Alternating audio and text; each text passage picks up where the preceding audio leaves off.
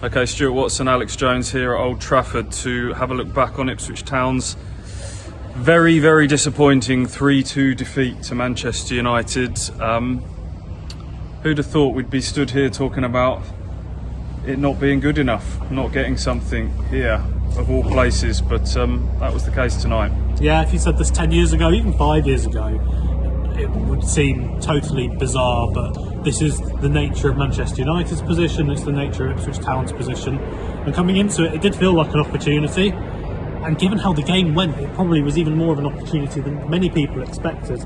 In the end, Town undone in probably the most frustrating way possible. The game was there for the taking.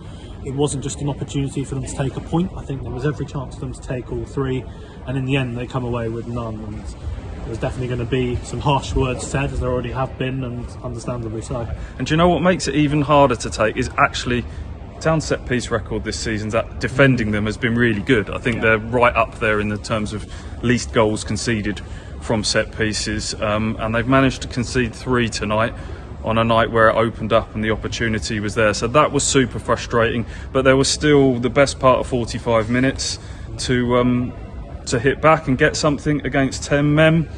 Never laid a glove on them.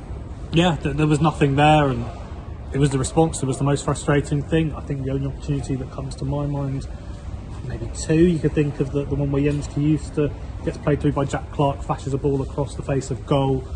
Jadon Philogene can't quite get a touch on it to keep it in. The other one, Jack Taylor off the bench, fizzing one wide of the post. Nice space to try and take aim, but goes quite comfortably wide. Other than that, there's nothing at all, and that's the most frustrating thing. And if Ipswich had managed to win here, I think we'd have all been going, wow, they've won at Old Trafford and it's game on, because the gap would have been cut to 2 points if they'd have won tonight.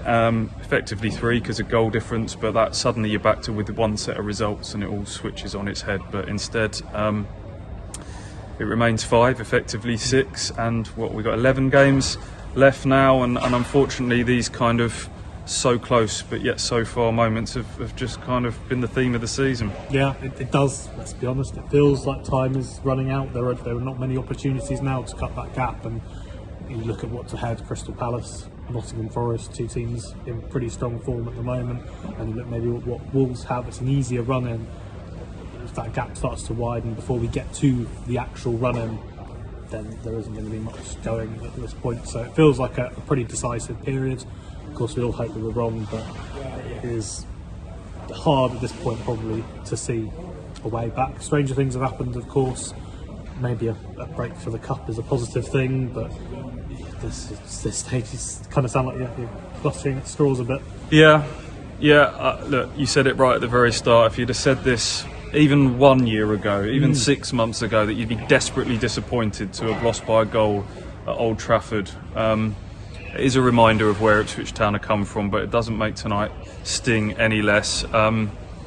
Break for the FA Cup now. Ipswich Town, lest we forget, are 1 win away from placing the quarter-finals, a trip to Nottingham Forest on Monday. So we'll join you for that. See you then.